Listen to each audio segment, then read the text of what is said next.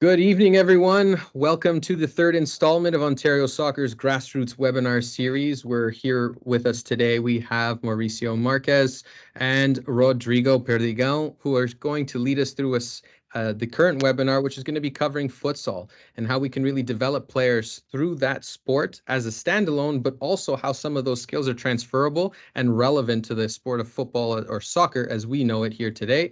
A little bit about Rodrigo specifically, who'll be leading us through the presentation through tonight. He's been a coach for over 25 years, specifically with Minas Tennis Club in Brazil, spending the last 11 years as a technical director with that organization. He's also completed the FIFA Coach Educator program and is a coach educator with the Brazilian Federation, or the CBF.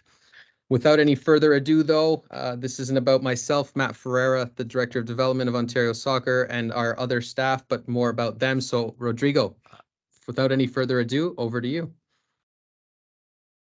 Can I start? Can I share with you? Okay. A second, please.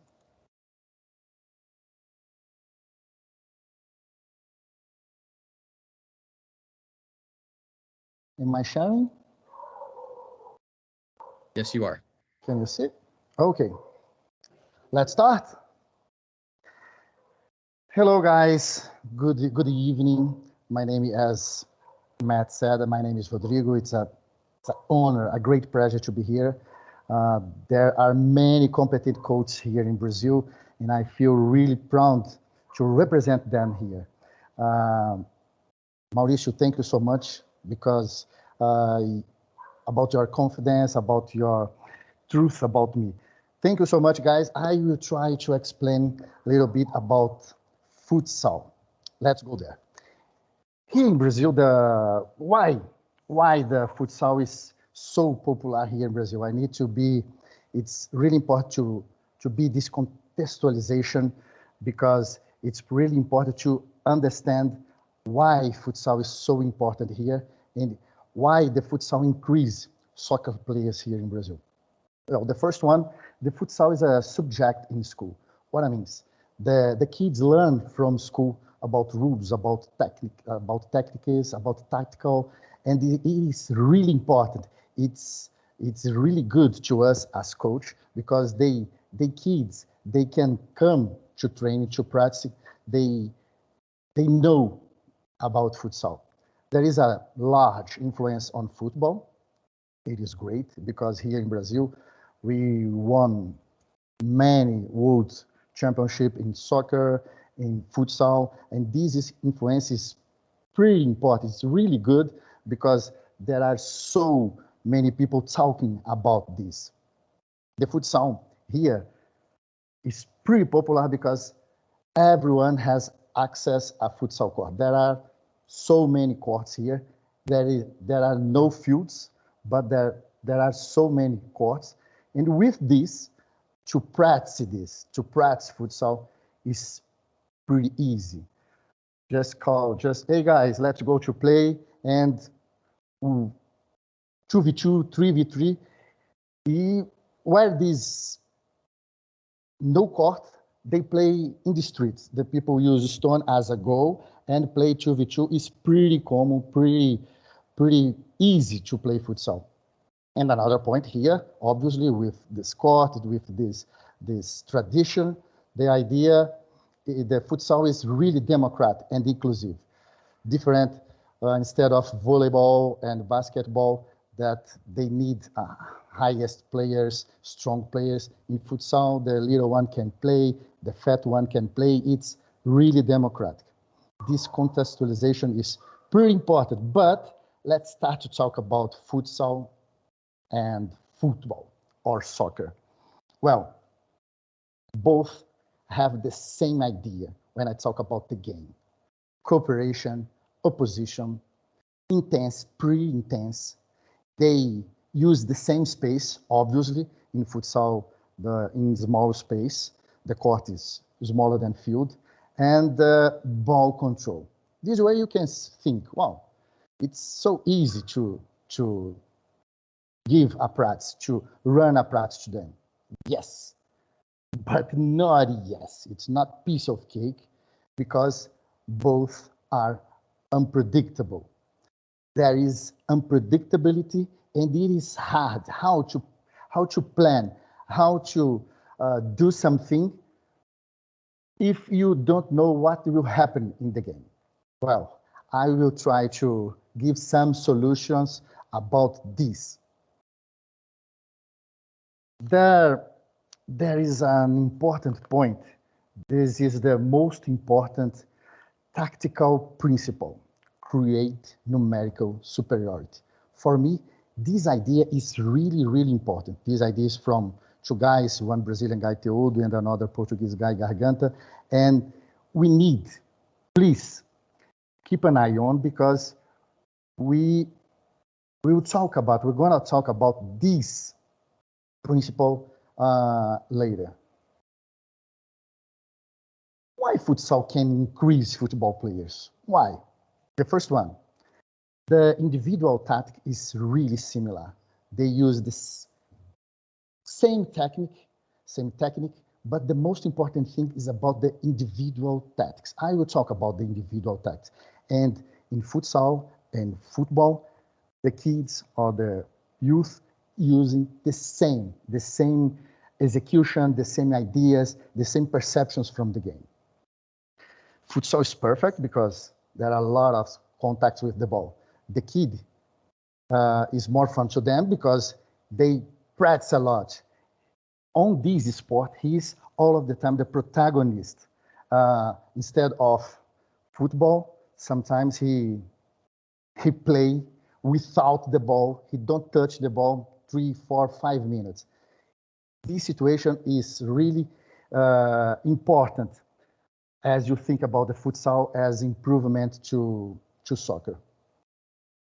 Development for defense and attack. When you think in football, there are striker. This guy don't think about to defense. He never defense because he has a specific task just to score. On the other hand, the defender is the same, just defender. He don't put his feet on the other box, just inside his box. In futsal, it is completely different because no matter if you are the striker, if you are a defender, if you are flanks, no matter, everybody need to attack and defend. Equal opportunity for everyone. What am I talking about? In soccer, for instance, I am a defender. My task is just to steal the ball and pass. I'm midfield, just to receive and pass. In futsal, in specific, when I talk about the kids and grassroots, they need to do lots of things. I need to be defender. I need to try 1v1. I need to defend the 1v1. I need to pass. There is the same opportunity for everyone.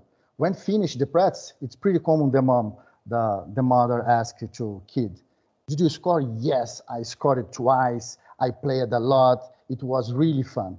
It's pretty common in futsal. Because of this, it is really important to use the futsal as promoted to soccer players. Well, and the last one, everybody talk about that. Lots of decision making. Why? Because the space is smaller, a lot of guys at the center of the game, decision make. It's so easy to say about that, decision make. Let's think a little bit more, let's learn a little bit more about that. This quote is from UEFA, and I like it so much, this design, because the people use decision-making thinking just about the effective execution. What I mean is my pass, my dribbling, my execution, my technique. And before to this execution, the guy, the player, they need to choose some options. They need to understand in your mind, in his mind, they need, wow, I have a lot of options and I need to select the best one. But before this, he needs to perceive. He is able, she or they are able to select something just after to perceive something in the game. They need to perceive. And guys, nobody talk about this perception. In my opinion, in my methodology, this is the greatest point on this point. Everybody talk about the decision making. Okay, it's perfect. But before the execution, perception. If you miss something here, if you don't understand, please keep an eye on this. Please remember about this perception. And what I mean perception, what I'm trying to talk about. What do they need to perceive? Those guys here from Germany, those guys studied about this, about perception in the collective games. And the final result is that 5 points, just 5 points. Balls, ball, space of the court or space of the field, opponents, my colleagues, teammates, in my own movements. If I think about this, when I think about this, I can complete my practice. I can teach them with completely about when I talk about the complexity about the game. This way, I love, hey guys, I love this spill the beans because it's when I read that at the first time, I didn't understand it, no sense, but now I got it and I try to explain. If it's really important to use the perceive, the guy need to perceive, the guy need to figure out everything around the game, why futsal is so beneficial to improve soccer players. Why futsal is really important to improvement? Because of this. The ball is smaller and heavier. The surface is perfect. Is this connection between ball and surface. It's easy. It's make this sport, I'm talking about futsal, easier to control of the ball. This is fantastic. Why? Because with this connection, I am a player, a young player. I am learn about the game. With this situation, I can control the ball and I can keep my head up and I can scan all of things that as I said, balls, teams, space, and blah, blah, blah. The idea is to control the ball and scan what's happening around me, what happened around the center of the game. This way, I can choose the best thing, making the best decision. Another point, instead of football, another point is the shoes. There is no cleat. There are no cleats, and the feeling with the ball, the control with the ball is easy. I can dribble the ball using the sole of the foot with the head up. It's perfect. And off on the soccer, the field, this relationship between ball and the grass, it's not pretty good. Sometimes the kid, the young player, need to put a lot of the time just to receive the ball. The ball is unpredictable.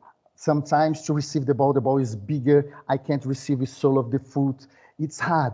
This way, sometimes I miss important things around me because I put a lot of effort just to receive the ball, just to put this ball in my control. This design, this design can resume everything that I can try to explain. In futsal, in special in the early age, in the youth, they need to be able to play before to receive the ball, without the ball. They need to scanning and perceive every single thing before to receive. When this guy received the ball, he thought, he selected the best thing and just put on practice his technique. When I talk soccer, sometimes, or the major time, the most of the time, they receive the ball, and just after that, he think, wow, and now what I need to do? I will pass, I will dribbling, and yes, this is the greatest difference between them. Okay, now I want to share with you about common practices for lots of coaches and around the world. The people use those situations like that to teach them. It's pretty common to teach them through drills, exercise, motor skills. And if you ask me, hey, Perdigão, do you like this? Being honest, I need to say no, it's not perfect. Yes, obviously he's improving. He's improving his motor skills, more coordinate, more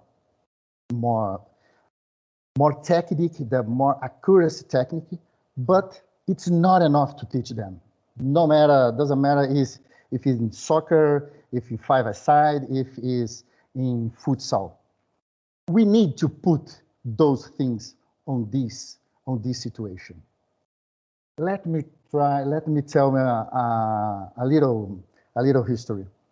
Last year I went to United States. They invited me to help them in a huge futsal camp in Phoenix.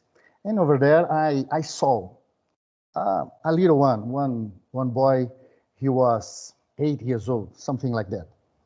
And he was playing 1v1 with his friend. And I saw to him, and wow, this guy is fantastic. I've never seen a little boy here in Brazil before. Wow, this is amazing. Out of curiosity, I asked to him, hey guy, what time is your match? Do you play today? Yes. He said maybe 5 o'clock. No. I went there. I wanted to see him playing in real game, in full game, 5-5.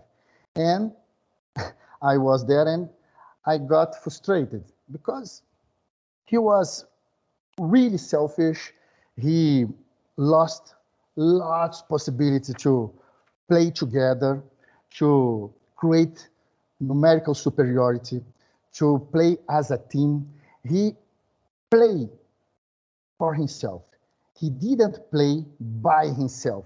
He knew how to do something, but he didn't know where, when. The great point, in my opinion, is to teach them, to teach futsal players, to teach kids how to understand the game and how to do that. Perceiving space, perceiving opponent, perceiving lots of things, scanning the game.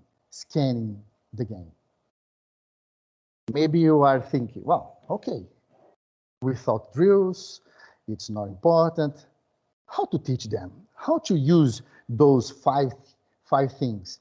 How to plan a practice? And more than this, how to know if this process is correct? How to evaluate this process? I will try to explain. If I ask you, the most of the people here, the large audience here, if I ask you, hey, what do you prefer, short-term process or long-term process? The majority here will say, oh, I have an important game next week. I lost the last one. I need to win the next game. And most of the people choose the short-term process. And yes, it is true. It's possible. Yes, I can copy some movements. I can copy some team tactics from other coaches, from other teams. And it's really common to copy, in special novice coaches, to copy some movements from highest level coaches, highest level teams. Yes, I know about that, and I believe on that. For instance, this is my under 16. We use the same team tactics. In special against this team, because they use the individual marking, that situation that I showed the last slide, it's perfect to use this. But how to teach them in short-term process? How to give them this information? How is it possible? Okay, let's try to explain. Even in a team tactics, it is really necessary to perceive. Sometimes you copy something from Barcelona, from Marques Xavier in Brazilian futsal team, and I will try to do that in my context. I will try to do that with my under 11. Okay, let's try. The main point is your player has the base, has the foundation to understand everything around this specific situation. They understand perfectly everything about this design, this team tactic. Most of the time, no. They don't have this background to understand perfectly. And how to teach them to use something, some team task from other person? The first one, the first tip, learning through activity. We need to be able to create activities that the game's rule, the rule is enough to teach them. Let me try an example. For instance, full game, 5 against 5. And on this specific game, you can touch the ball 1 time or 3 times. Touch the ball once, in the very first time, or 3 times. What I'm trying to teach them, what I'm trying to practice with them? Well, they are perceiving with this rule, they are perceiving about space. I need to perceive, wow, there are so many space. I will use 3 times in the ball, 3 touches, sorry, 3 touches in the ball. I use time, sorry, 3 touches in the ball. If I don't have space, I am inside a space really collapsed, I use it one touch in the ball. I will touch the ball at the very first time. This way, this rule can be able to teach them to understand about the game. The second tip, and the first one is the perfect rule, when you plan some practice, some exercise, and it is enough to teach them. Just to practice, it's enough to teach them. Sometimes it's not happen. And the second one here, when the first one not happen, it's not enough, you need to use reflexive questions. What I'm talking about? Let me try to use my mouse here. Here, on this movement, for instance, it's not happened what I planned. I will ask to him, the ball holder. Hey, number 2, did you see his opponent? Did you perceive? Did you look at him? Does he close the middle? Does he close the aisle? And those questions like that, can improve him to understand, wow, I didn't see that. Wow, I could see that. Oh, number 2, did you see his teammate, the number 3? He was alone. He perceived it. Oh, no, I forget. Those questions like that, can be really important to improve, to perceive the game, to understand the game. And the third one, if the perfect would not happen and the real would not happen, welcome to my world. When we need to fix, you need to try the different way. How I need to do that? Directing the players. We need to be direct. You need to be direct. Hey, guy, did you see this? Yes. If you see this, try to do that. If the opponent close the middle, guy, please help me go to the another side. But the idea is to give some directions. If you perceive this, try to do that.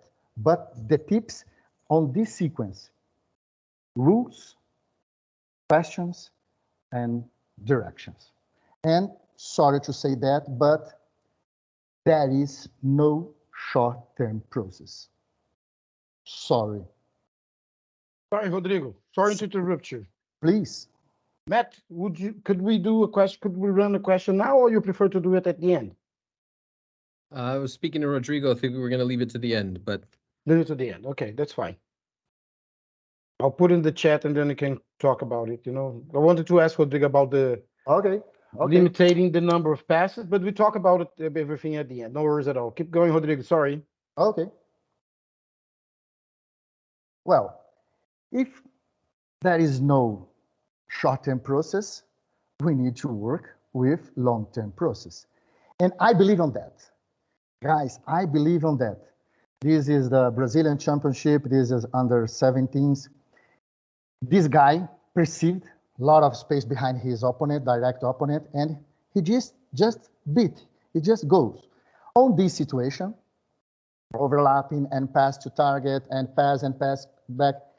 Guys, I've never predicted this. I've never planned on my practice this. I've never used those strategies like this. And they find some solutions for this problem. The main idea is to create activities where they need to be able to create by themselves solutions. This is the great point. But for this, we need to keep doing. This is long. This job is a long-term process. Well, what I'd like to suggest you to think about this sequence. I strongly believe on that. I use that. In my club, we use this methodology, this idea, this design. It starts with individual tactics. After that, groupal tactics. And just after that, when complete this knowledge, we need to go, we are able to go to team tactics. But what I mean about the individual tactic, maybe you saw something, you read something like this as technique. And yes, it is technique. Passing, receiving, shooting, tracking is a technique, blocking shoots and others. But my idea is put some information, put some strategy, put some thinking, put your mind before this execution. And this movement with perception, I called as individual tactic. But why individual tactic? Because those situations here depends just of the player, just of me. I am a player. And as I am a player, I need to think, wow, I will pass? No. I will dribbling? No. What I need to do? Well, let me try an example here. For instance, I am the ball holder, and I'm really close to the D. I'm facing the goal, and Matt is a keeper. And I'm facing here, and I look at him and think, wow, and now? What's the best thing to do? I will try to finish. I will beat him. Oh no, look at that. Mauricio is my teammate and he is at the far post. And I perceive everything around me. And in my opinion, I am doing this by myself. Wow, Mauricio is the best idea. I pass the ball to Mauricio and Mauricio scored. This is an individual tactic. And how to teach them this? How to introduce this? I'm learning at school when I was young to teach a finish, just a guy with the ball facing the keeper and finish, without context. In my opinion, all of the time you need put context. What I mean context? Space, balls, teammate, and blah, blah, blah. You need to put everything, put all context about the game. And how to put this? How to training a shoot, how to training a pass with this context? Confrontation. Guys, I don't know if this is the correct word. For lack of a better word, I am using confrontation. What I mean is confrontation? 1v1, 2v2, 3v3. Being coach, we need to manage this situation. Let me try an example. I am a coach. I'm coaching kids with 7 years old. I'm teaching them to shoot. Okay. I will put 3 against 1, 3v1. And with this situation, all of the time, or the most of the time, they can receive the ball, facing the keeper, and try shooting. I'm using teammates, I'm using opponent, I am using the space, I am using everything that you can need. This way, I am training shoot. I can use the same idea for the other things. Please pay attention that confrontation. Okay, individual tactics. Now, group tactics. What I mean group tactics? It is the same. It is the same with 2 or 3 guys. In this situation, at the last idea, I need to think by myself.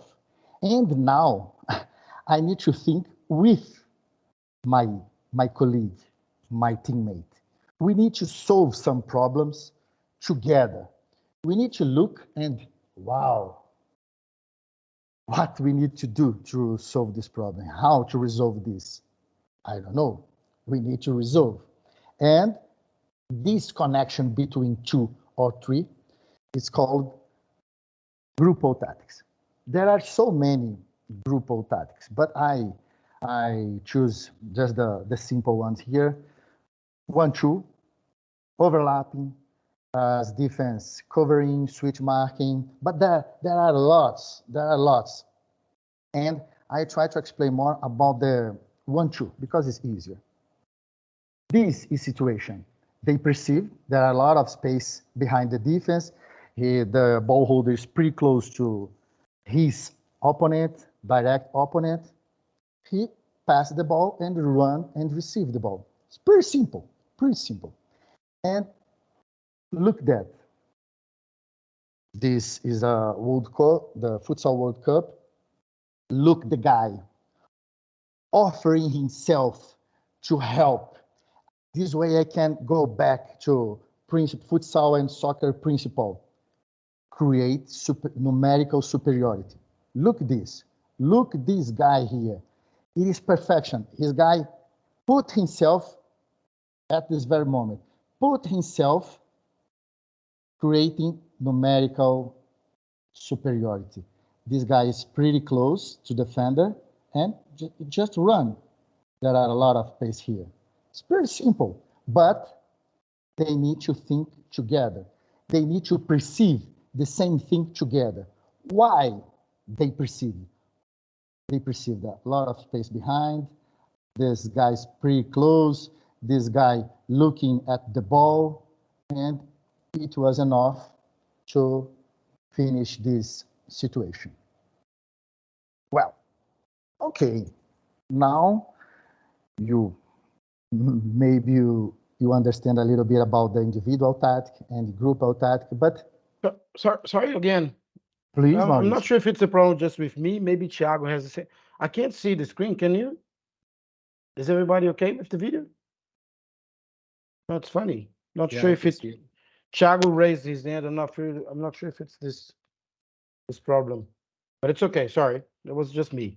Okay, Mauricio. Go on. Okay, and how to use those things that there are a lot of things: individual tactics, group tactics, team tactics, decision making, warm up. How to plan? How to plan? Hey guys, sorry, really sorry. How to plan? How to think about the practice, the activity? I bring some exercise, I bring a routine, I bring a day using the same topic, the same 1, 2. Okay, as warm up, here in Brazil, it's pretty common. There is a volleyball court inside the futsal court. And if you perceive here, if you look here, there are 3 little boxes. And I put 1 defender inside each box.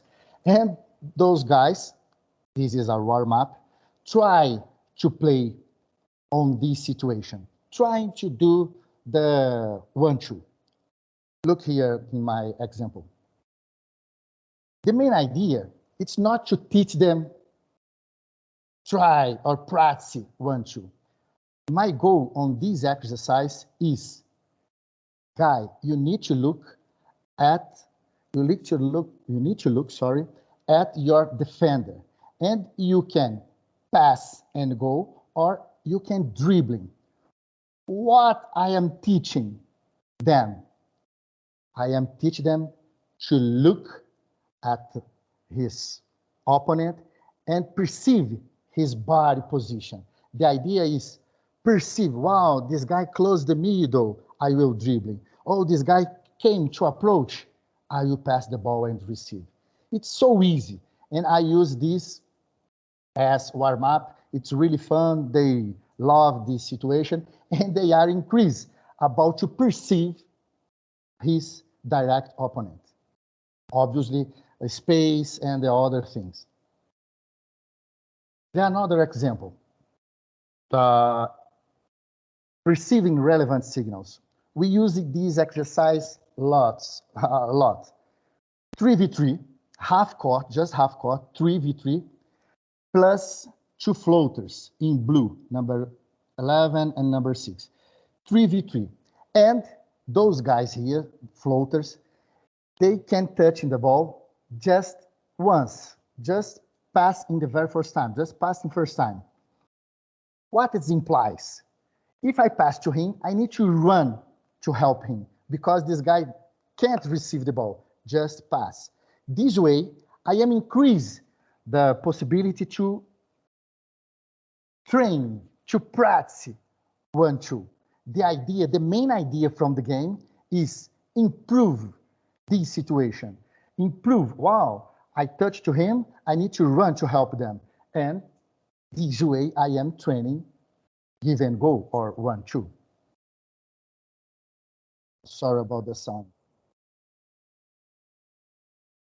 It is the pro team. They are using this activity, the same activity. As I said, we've been using this from under 11 to pro team. This exercise is really important to us, and we believe a lot on this type of exercise. And the last one, when I finish my practice, for instance, with the same content, full game, 5 against 5, full game. And I put outside 2 floaters, number 7 above, and below here, number 12. And what the main idea is, increase the opportunity to create situation, the 1-2 situation. I pass and receive, pass and receive, pass and receive.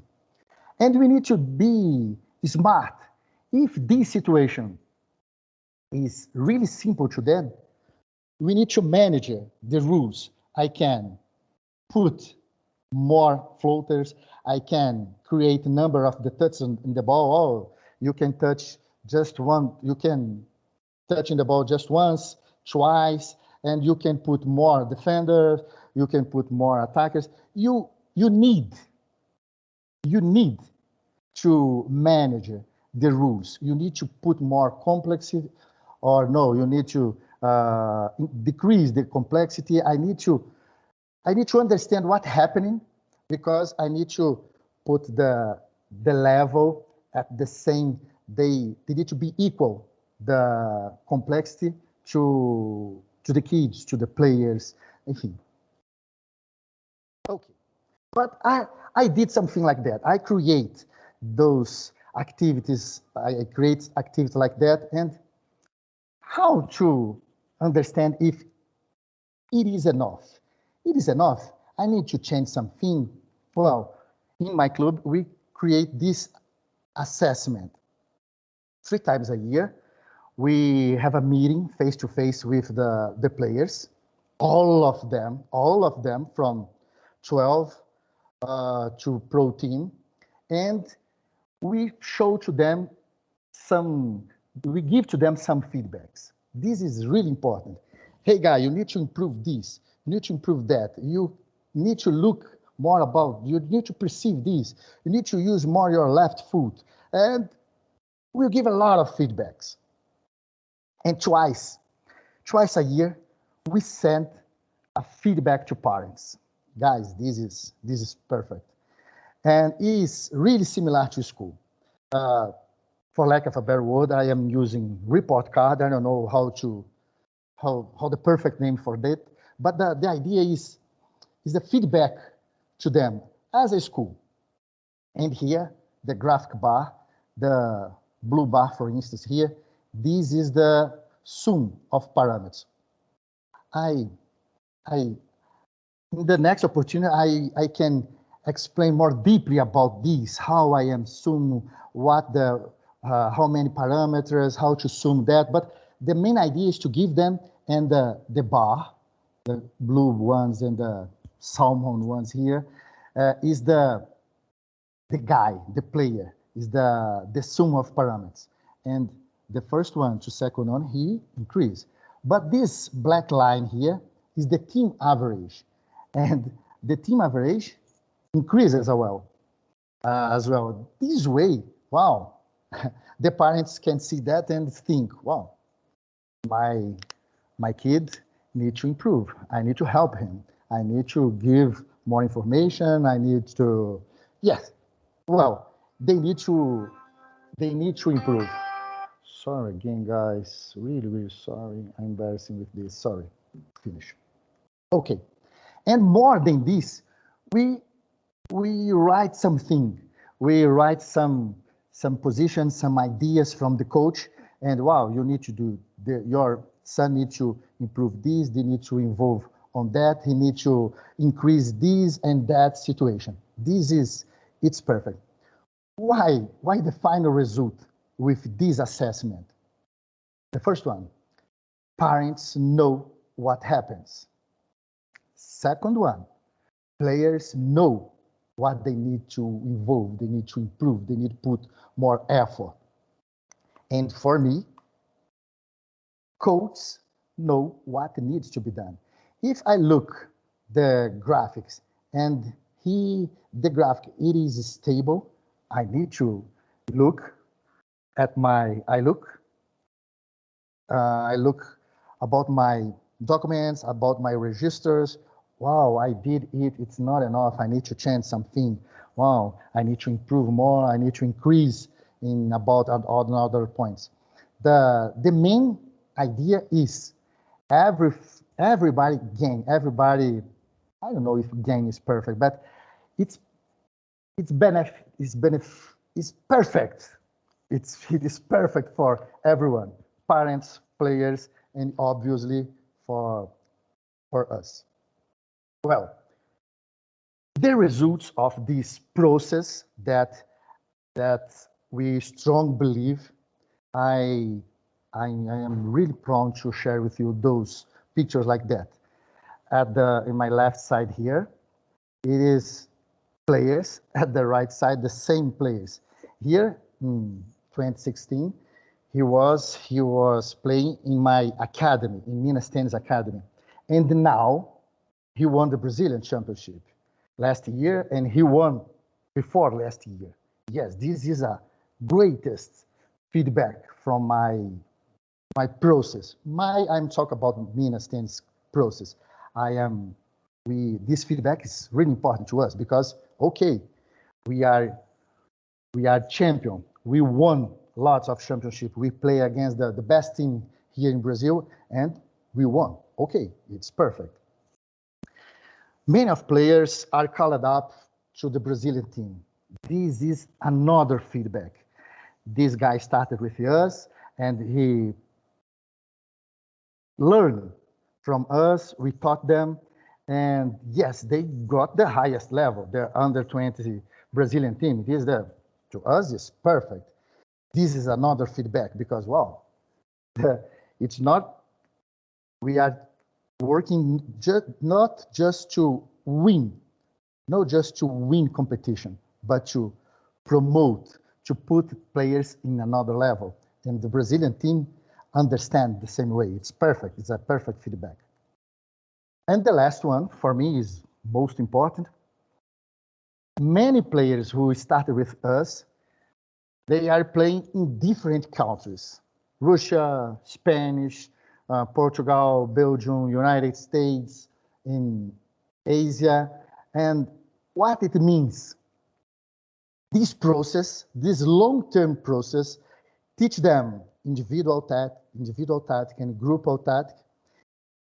The final result is they are able to play in different countries, in different cultures, with different coaches, with different teammates. Oh, it's perfect. They are able to play everywhere. This is the perfect feedback.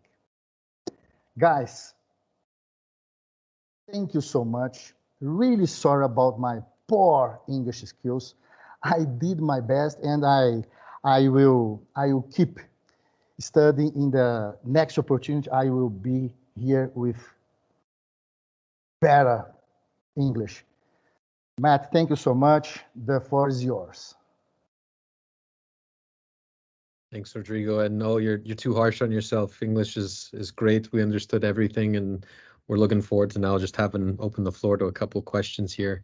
Mauricio, I know you had one midway through, so I'll hand over the microphone to you and to the audience. If you do have questions, you can put them in the chat, and we'll be happy to engage. Thanks, Matt. Well done, Rodrigo. Congratulations. Thank you, Mauricio. Every time I listen to you, I learn something. But you mentioned in your presentation, obviously was just an example, on a situation where you would create a rule, like a modified rule, where the players could use one touch or free touch. Yep. And I understand the purpose of making them think about it. There is a limited solution there. But some people say that limiting the touch on the ball could be also a limitation for creativity. So how do you find the balance there? I agree 100%. But my propose on that situation, when I used that example, was to teach them to perceive space. The idea was there. But I agree 100%. In another opportunity, I need to increase this situation. I can, hey guys, try to play freely. Let's go. Don't worry about your mistakes. Let's try to be creative. The idea on that example was just to teach them about space. But yes, in other exercise, in another activity, I need, it's my responsible to teach them about to try to be creative. And I agree, and I suppose he or she understood my point of view. Okay, just one more. Sorry, Matt. Okay, so based on that, you're saying that it's up to the coach to kind of manage Yep. how many exercise where he's going to limit the touch to create the situation where they have to uh, observe and perceive to make their decisions, and then are the situations where you would let them play freely. Is it kind of predicted, or do you have a reference on that, on how many sessions you have one side and the other side I know Minas has a very structured methodology. Can we find that in the methodology, in the coaching philosophy that you have in your club? Are you asking me, please? Are you asking me about the touch in the ball? If this is, could you explain more? Because Yeah, like how many sessions you would have limited touch, how many sessions you would have them playing freely. Oh, okay, I got it. Thank you. Kind of thing, yeah. Not exactly the number of sessions, but at least you talk about it, yeah. No, I believe to teach them freely. They need to touch lots of time of the ball. They need to use this contact with the ball as he prefer. I don't know if I'm correct, but my idea is to teach them to play freely. When I use number of the touches on the ball, I wanted to reproduce something. I wanted to introduce something.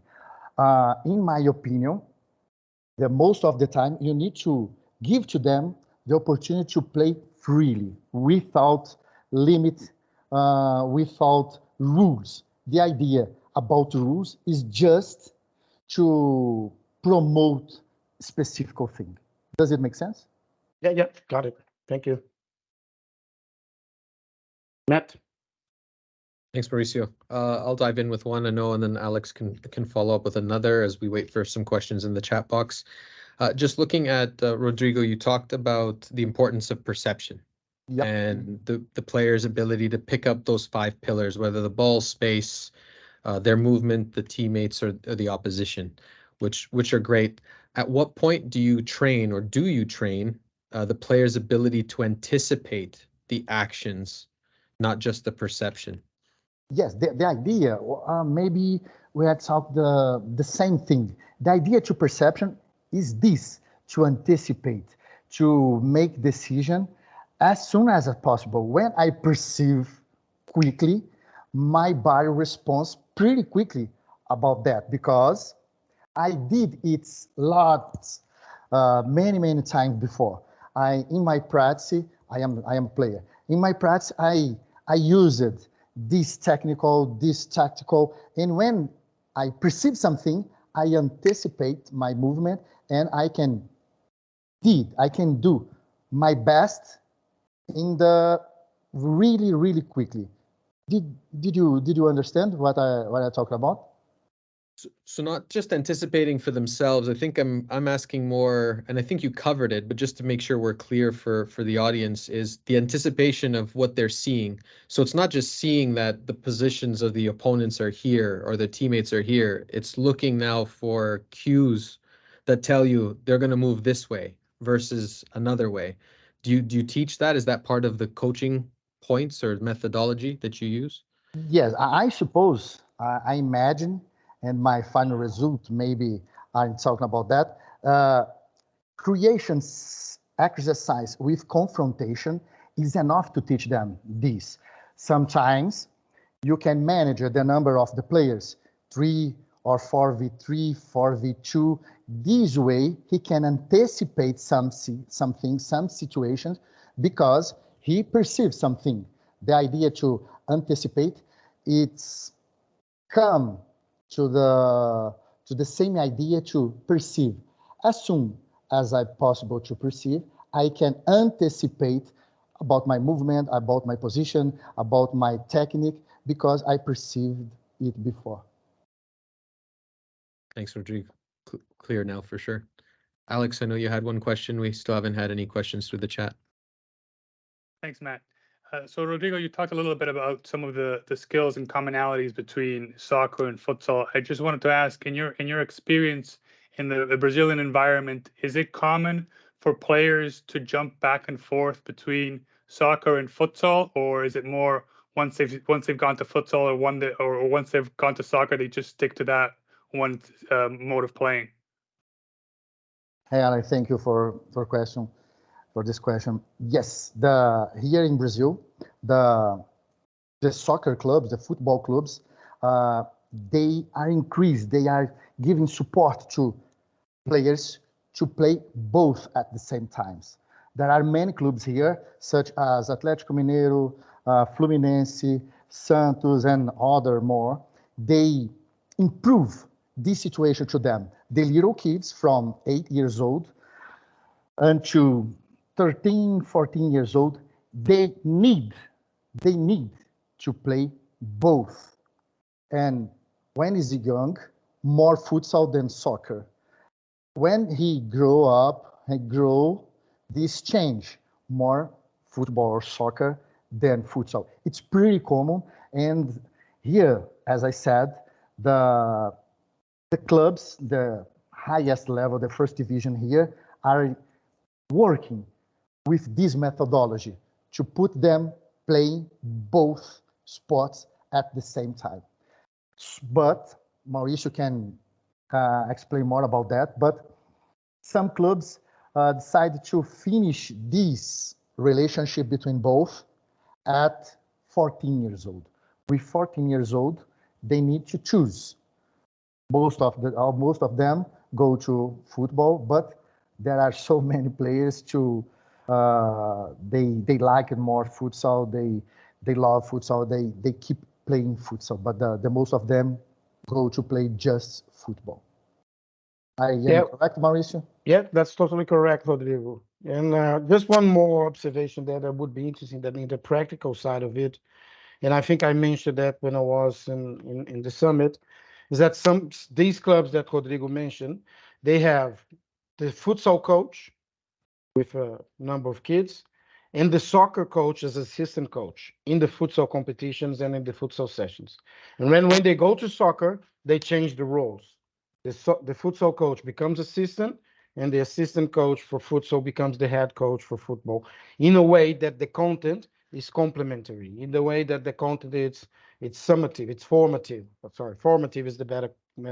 So you have futsal and football as part of the same curriculum of development of the player.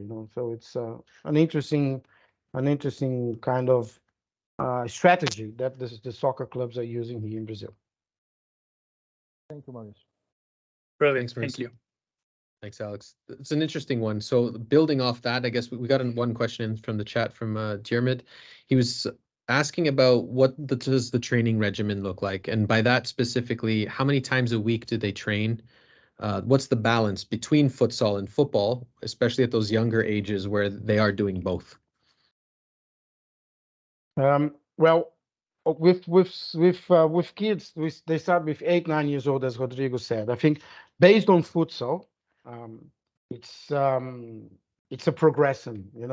When they start with 8, 9 years old, they start with a minimum of three times a week, just futsal. And when they reach 15 years old, they have 5 times a week, usually 1 futsal session and 4 soccer sessions. Some clubs even have morning sessions in futsal and afternoon sessions in football, because some kids, they study in the evenings. It's a different system because they live in the club. So there are different regimens, but it's progressive from at least 3 times a week to 5 times a week, plus a game in the weekend. It would be interesting to listen to Rodrigo also, your progression of number of training sessions, Rodrigo, from 8 years old to 20 years old. How do you progress that? Yes, here in my club, we work just with futsal. And here we start with 6 years old, and they start with training twice per week. And until with 11, 12, 3 times per week. With when the guy turned 15, 5 times per week, every single day. And when the guy got the pro team, is twice per day.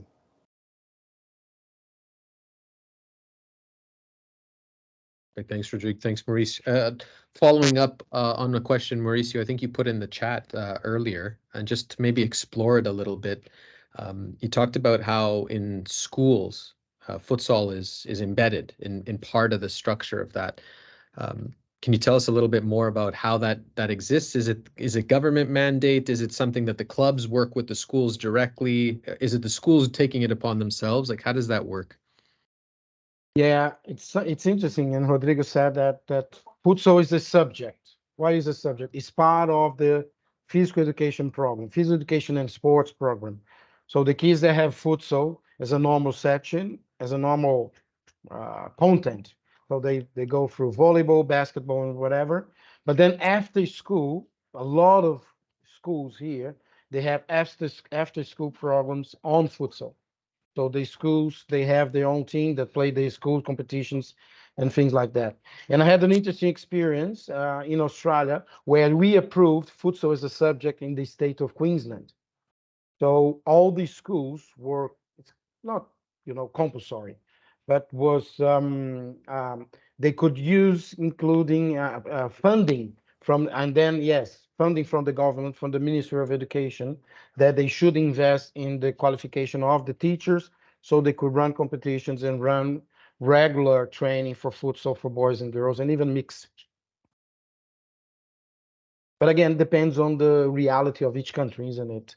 Usually would be, I don't know, maybe a possible partnership between the federation and the educational departments. I don't know, I think something like that could be a possibility, considering that you could adapt your basketball, any indoor court that you have to futsal. Mauricio, anything to add to that, Rodrigo? Or is, No. no. One more question we have here, and just everyone know you've got just under 8 minutes. So if you do have any last minute questions, get them in now. The clip, Paul O'Rourke is asking about the clip that you showed with the players going through cones and jumping through hurdles, that element. So he was asking, are you suggesting that at Grassroots, at the youngest ages, that they avoid this type of repetition work in favor of more game-related activities? Yes, I thought about that. This is a common question. Yes, as I said, I don't agree 100% about that, but it's necessary to teach them to improve the motor skills, the movement. They need to pass. They need to be able to pass to finish. It is really important. But I will ask to him how to put those things, as I said, the 5 points, how to increase this on that situation. I can create some drills, and at the same time, he needs to perceive something. He needs to perceive, wow, you need to use your left foot. If you perceive something, if you look at specific thing. This way I am adding something with the drills. It's enough to teach them through drills? No. How to increase? Put some specific things, some 5-point things. I will ask him how to do that. I have some ideas, but he needs to think about that, because this way he can increase this training, this practice. Can you complete, Mauricio? Oh, look, my view there is a lot of arguments there, and there's a lot of people. I'm going to use Rodrigo's word. A lot of confrontation. People saying, "Oh, should be analytical." Some people saying should be global. So there is a eternal discussion there. I think the view that Rodrigo is trying to share is that grassroots, up to 12 years old, it's about the game. But it's up to you. The best methodology is yours. It's your methodology, what you believe. So if I have, let's say, out of 100 minutes that I work during the week, I don't know, just for the sake of, to make it easier for us to think, out of 100 minutes that I play in the week, that I have training sessions in the week, maybe 60%, 70% should be game related, according to your thoughts. Some people say, no, it's 50-50. Some people say, I don't know, they can't play the game. Let me practice the skills, just the kid with the ball when they're 6 years old, because if there is confrontation, he'll never touch the ball. So it's more drills or more analytical, 70%. So where the bar is, it's up to you. Our view, and I agree with Rodrigo, and that's a big learning point for us in Brazil, is from street soccer, from street football, is because it's about the game. The game is the best teacher. So, but again, this is us. It doesn't mean that. I mean, it's the Brazilian way. You have to develop the Canadian way, isn't it? No, thanks, Mauricio, and thanks, Rodrigo. It frames itself well to a lot of the discussions that are happening and have been happening for about 12 years since our implementation of what we call long-term player development, where if you only have 100 minutes in the week, how is it best spent? Yeah. Not that the one training is wrong or incorrect, but yes, when we're looking at maximizing impact, when you only spend 2 days in a week with the players for maybe 30 weeks in the year, where is there going to be greater impact, especially considering, to what your previous comment, street football or street sports is not as common as it once was. It's a waning, let's say. It's dying slowly, unfortunately, yeah, which means we're trying to create that unstructured environment within the structured environment, which is a challenge, yeah, for coaches. I think the modern coach is faced with that challenge now more than, yeah, ever. There's a good one there, Matt. Sorry to interrupt you. Is that homework, isn't it? Is I only have 100 minutes. Okay, kids, homework for you guys. You have to play garage futsal, garage soccer with dad, and then backyard soccer with your teammate, with your neighbor. I don't know. Just give them some homework so they can leave the the video game and have more contact with the ball. But it's a big challenge everywhere. Yeah. Definitely. No. Rodrigo, Mauricio, we don't see any other questions coming in, so we're going to wrap up. I want to thank you both sincerely on behalf of Ontario Soccer and the broader community here and in Canada as well for your input. Mauricio for initially with us in the summit, and Rodrigo now, as well as you, Mauricio, here for our webinar. We look forward to continue working with you as we build out our futsal programs and other elements. So there's more collaborations to come, everyone. I'm not going to show you what's behind the curtain yet, but we will announce that maybe at a later date. Again, thanks to everyone. And if you do have questions, do get in touch. This will be recorded as you saw and will be available for broader consumption at a later date. But thanks again. Have a great night and appreciate your commitment to continue growing as individuals and the sport of soccer and futsal in Ontario. Take care. Cheers, guys. Thank you. Thank you so much, guys.